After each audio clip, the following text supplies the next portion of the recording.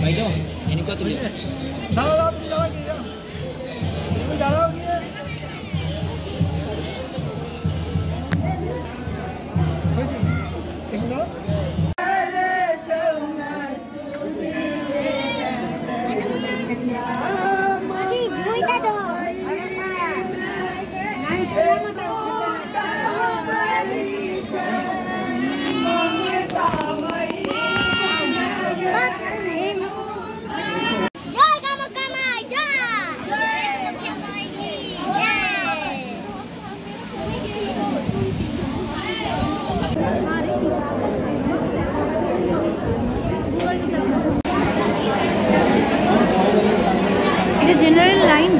লাইনের জন্য কোনো টিকিট লাগে না, তবে ভিআইপি যাদের লাইন তাদের ভিআইপি জন্য আলাদা করে টাকা দিতে হয়, কিন্তু জেনারেলের জন্য কোনো টাকা দিতে হয় না। আজকে মোটামুটি ফাঁকাই আছে, এখানে সুন্দর বসার ব্যবস্থা আছে।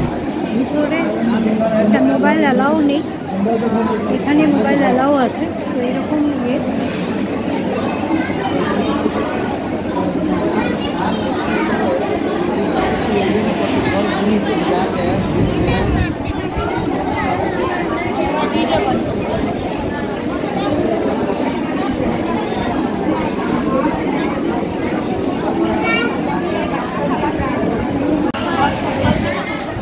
পাখার ব্যবস্থাও আছে, এখানে বসার জায়গাও আছে। আচ্ছা, এটা প্রতিদিন খোলা থাকে এই মন্দির। শনি রোববার ভীষণ ভিড় হয়, এখানকার স্থানীয় বাসিন্দাদের এনজয়। গাড়ি পার্কিংয়ের ব্যবস্থা আছে, বেশ ভালোই পার্কিং ব্যবস্থা আছে গাড়ি পার্কিংয়ে। আর এই কামাখ্যা মন্দিরের আশেপাশেও প্রচুর হোটেল আছে।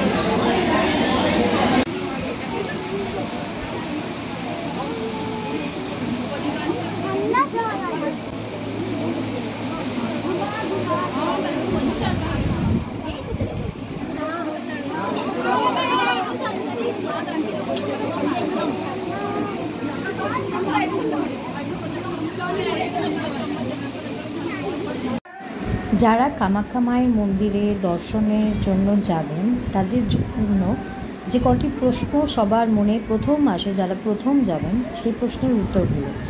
এখানে গাড়ি পার্কিং ব্যবস্থা আছে কিনা? হ্যাঁ, এখানে খুব সুন্দর গাড়ি পার্কিং ব্যবস্থা আছে। মন্দিরে কখন গেলে আপনাদের সুবিধা হবে? মন্দিরে খুব সকালবেলা গেলে আপনাদের সুবিধা হবে। জেনারেল আর প্রাইভেট লাইন নিয়ে অনেকের একটা ধারণা থাকে।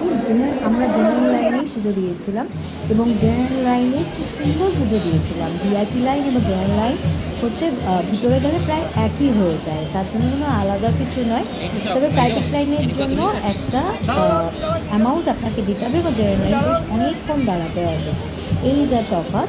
আর এখানে প্রচুর হোটেলের ব্যবস্থা আছে, প্রচুর আশেপাশে প্রচুর হোটেল আছে।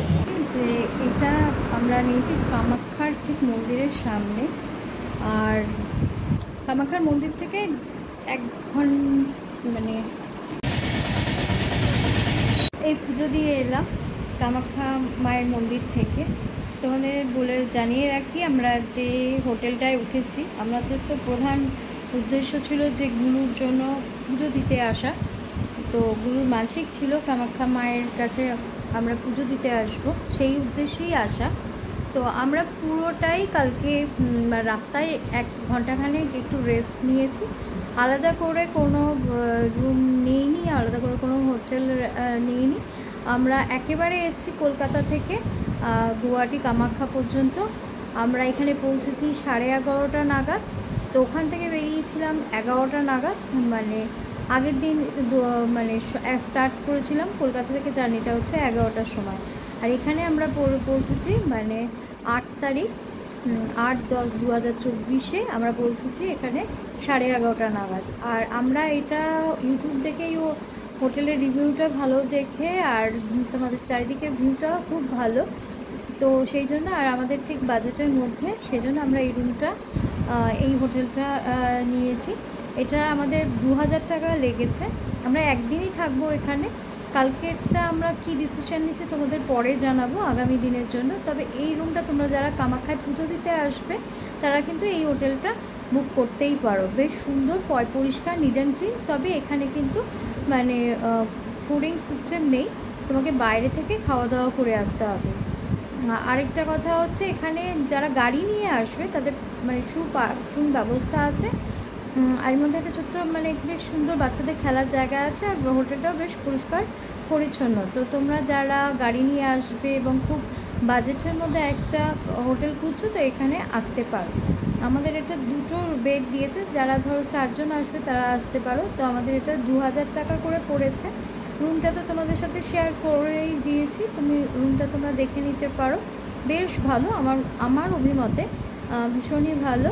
তার কারণ কামাখ্যা মায়ের কাছে পুজো দেওয়ার জন্য আর এখানে চারদিকে আর ভিউ পয়েন্টগুলো যাওয়ার জন্য বেশ সময়ের ব্যাপার, কারণ প্রত্যেকটা মানুষই তার দৈনন্দিন জীবনে ভীষণ ব্যস্ত এবং খুব কম সময়ের মধ্যে যারা আসে এবং কামাখ্যা মায়ের হয়তো প্রতিনিয়ত পুজো দিতে আসে বছরে একবার, তো এখানে আসতে পারো। একদম মায়ের মন্দিরের থেকে এটা 1 কিলোমিটার ডিস্টেন্স। তোমরা এখান থেকে হেঁটেও যেতে পারো, বা এখানে যদি নিজেদের গাড়ি না নিয়ে যাও তো অটো করেও যেতে পারো, বা বাসও অ্যাভেলেবেল আছে যারা গাড়ি নিয়ে আসবে না।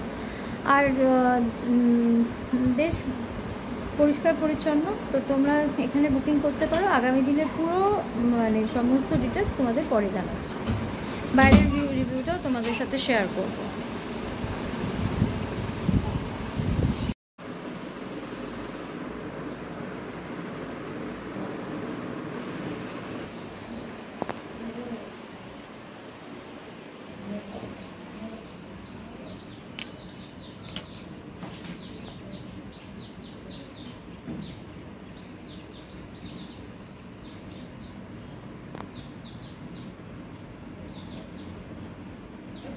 কামাখ্যাতে যদি বেড়াতে আসেন আর এরকম একটা সুন্দর ভিউ দেওয়া যদি হোটেল খোঁজেন, তো এই হোটেলটা আপনার একদম পছন্দ হবে, খুব কম বাজেটের মধ্যে।